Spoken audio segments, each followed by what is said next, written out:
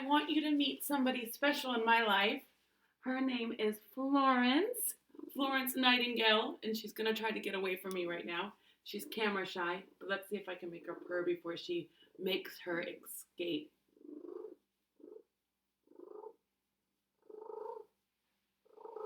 Doesn't she have the craziest purr ever? Sounds like a pigeon.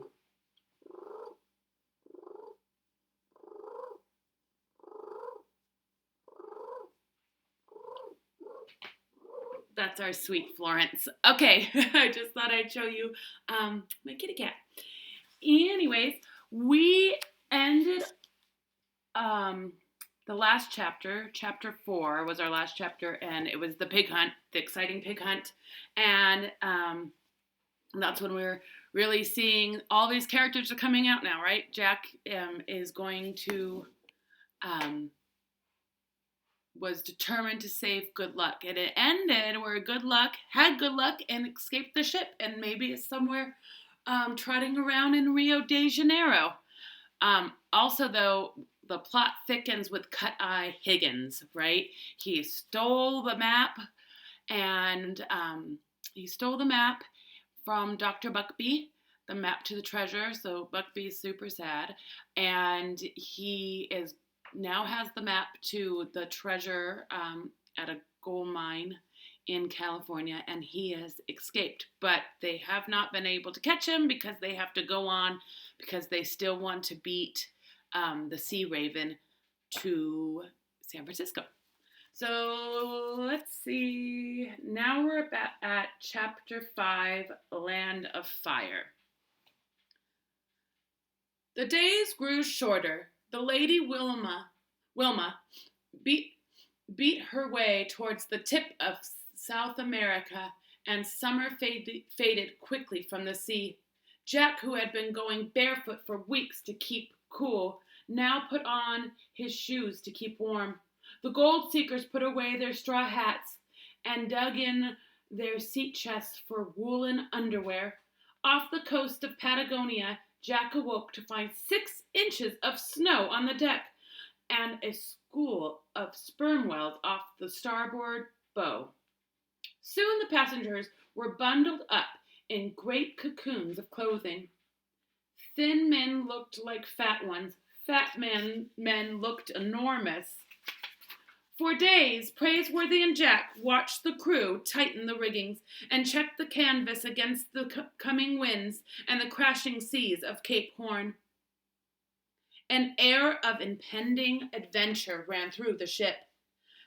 Jack listened to tales of whaling ships disappearing forever from the roaring cape, of square riggers with their masts uprooted like trees, of brigs driven back by horrendous headwinds, and of barks wandering in endless fogs.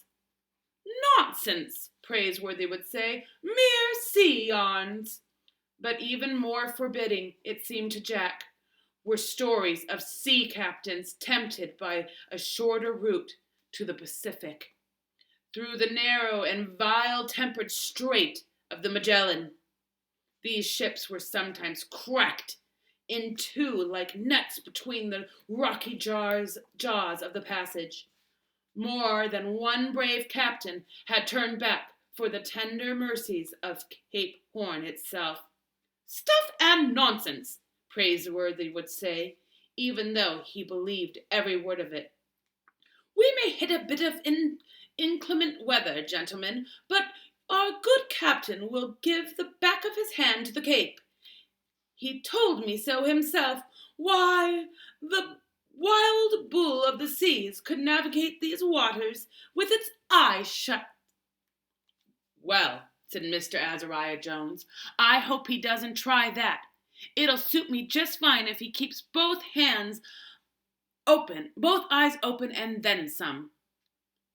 The mountainous Yankee trader wore a muffled tie around his face, as if he had a toothache to keep his ears warm. In the pilot house, Captain Swain studied his charts. The Sea Raven was obviously far in the lead, but San Francisco was yet a long way off. Captain Swain knew well enough of the storms laying it in the weight off the horned winds that could drive a ship back 20 miles for every one it gained. Nevertheless, the nearer the Lady Wilmer crept into the furious tip of the continent, the more eager Captain Swain became.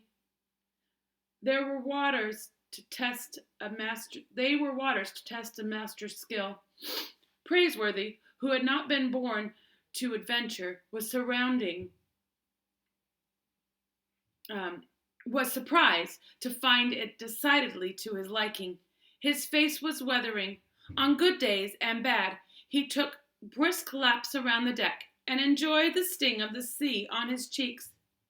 I must admit, he said to Jack, that I'm rather keen on having a look at the notorious Cape. You might watch for the fires. Fires? Said Jack, attempting to keep up with Praiseworthy's long stride. At Tierra del Fuego. The captain tells me that the natives keep great fires going day and night. Keep themselves and their sheep from freezing. Tierra del Fuego. Land of fire. That's what that name means. A burst of spray rose from the bows and felt like rain. Land of fire, said Jack. I'll watch for it. Almost without warning, the first storm came roaring off the Arctic wastes and bore down on the paddle wheeler. The sun went out like a match. Long shrieking winds loaded with hailstorms struck the ship like buckshot. The oak wheel spun out of the hands of the quartermaster. The Lady Wilma went teetering over on her side, digging her ribs into the seas. Jack, who had just sat down to a bowl of chowder, saw the bowl fly off in one direction, the chowder in another, and the spoon in a third. I do believe we've arrived off the Horn, says Praiseworthy, hanging onto his bowler hat. Captain Swain lent a hand to the wheel, righting the ship and turning her bow straight into the wind. In the main saloon, the gold seekers had been thrown together in a tangle of arms and legs.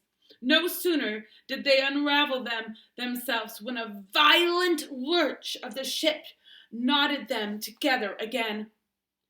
The ship's bell rang in the wind. Howling blasts tipped off the top of the waves. Riding the swells, the Lady Wilma seemed to climb halfway into the sky, only to drop with a crash into the throes. Jack got wild glimpses of the sea through a porthole, as if he was afraid. He was too busy hanging on to give it much thought. The side wheeler barreled into the storm.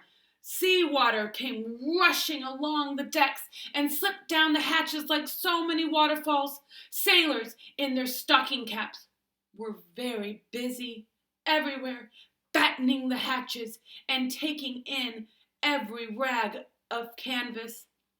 A mere squall, said Praiseworthy, holding on to a post with a hook of his umbrella.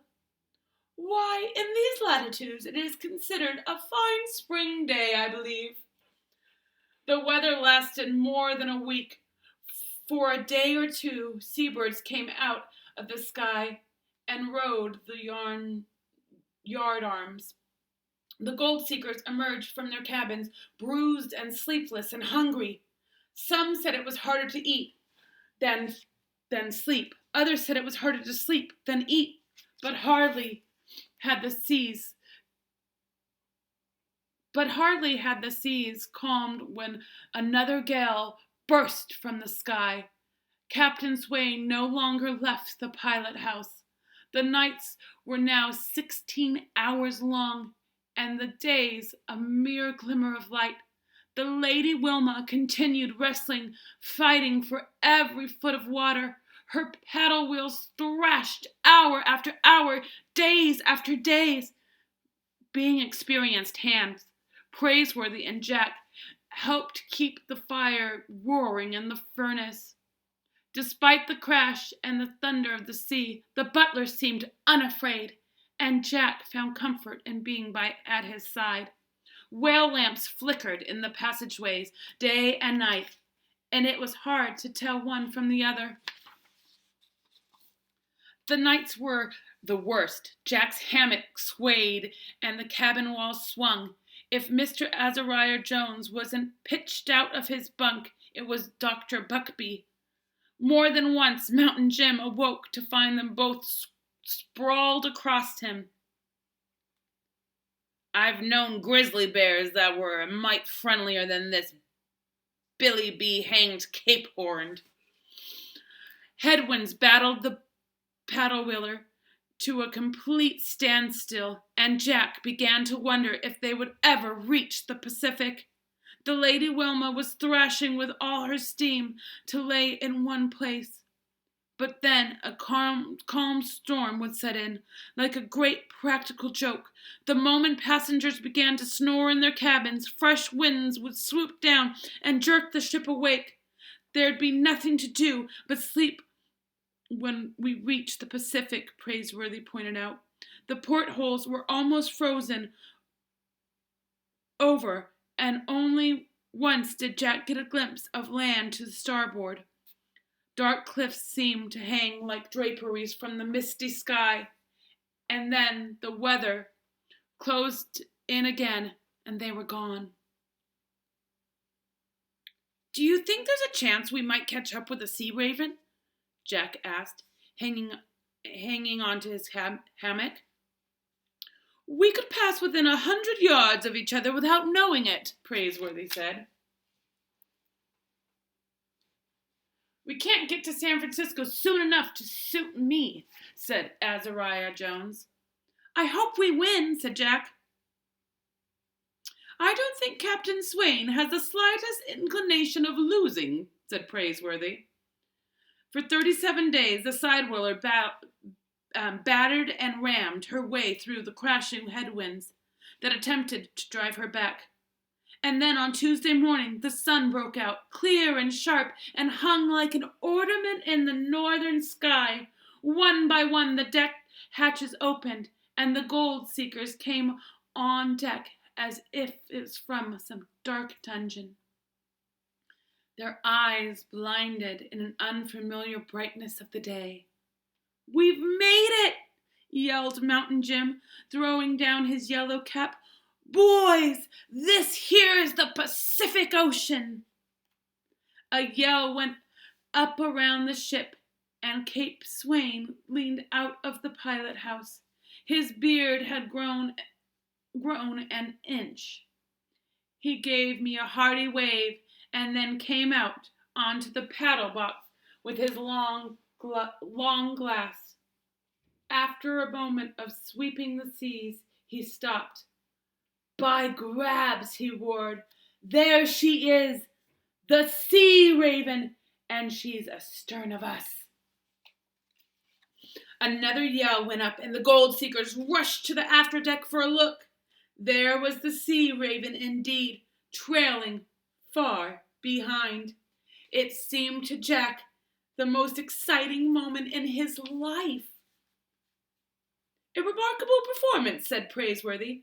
But he was baffled. It seemed hardly possible that the Lady Wilma had charged ahead the furies of the past 37 days. And yet there stood the sea raven behind them as proof.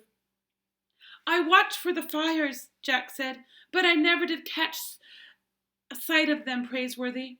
Suddenly, the butler's eyes lit up.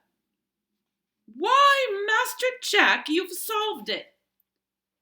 Solved what?